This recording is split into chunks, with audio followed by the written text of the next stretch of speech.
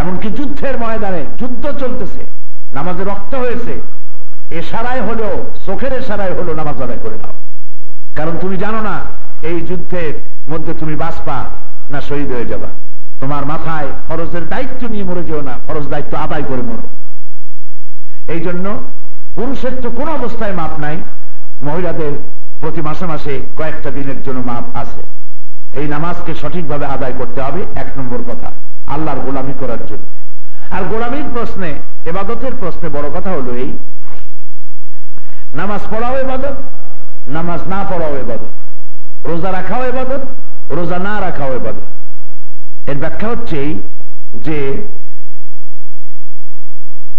সারাদিন রাত নামাজ পড়েন সওয়াব হবে, কিন্তু সূর্য ঠিক উদয়ের সময়, সূর্য ঠিক মাথার উপরে থাকাকালীন সময়, সূর্য ঠিক অস্তগামী হওয়ার সময়, এই 3 সময় নামাজ পড়া যাবে না। এই 3 সময় নামাজ যে পড়বেন না, এই না পড়াটাই ইবাদত। রোজা সারা বছর রাখবেন, কোনো গুনাহ নাই, কিন্তু ঈদুল ফিতর এবং ঈদুল আযহা, এই ঈদের সময় রোজা রাখা আপনার জন্য হারাম।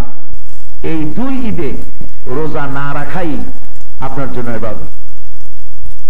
কথা বুঝতে পেরেছেন? তার মানেটা কি দাঁড়াল? আল্লাহর হুকুম পালন করার নামই হচ্ছে ইবাদত।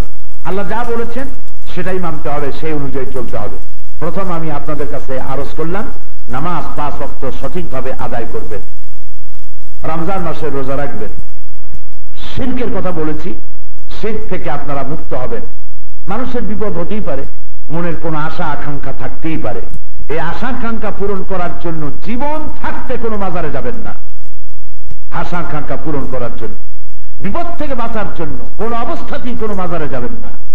আপনার ঈমান এভাবে মজবুত হওয়া উচিত যে কোনো মৃত্যুপীর, কোনো জীবিত পীর আপনার মনের আশা আকাঙ্ক্ষা পূরণ করতে 1% সক্ষম নন।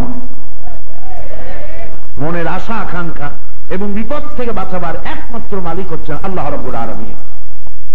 আর ঈমান বিক্রি করবেন না। ঈমান অনেক সময় বিক্রি হয়ে যায়, ঈমান সর্বনাশ হয়ে যায়। বাড়িতে কিছু চুরি হলো, সন্দেহ করা শুরু হয়ে যায়, কাজের লোকদেরকে বেশি সন্দেহ করা হয়। হয়তো নিয়েছে আপনার ভাই, নিয়েছে আপনার ছেলে, নিয়েছে পুত্রবধূ, অহেতুক যারা কাজ করে তাদের উপরে দোষারোপ করা হয় এবং তাদেরকে মারধর করা হয়।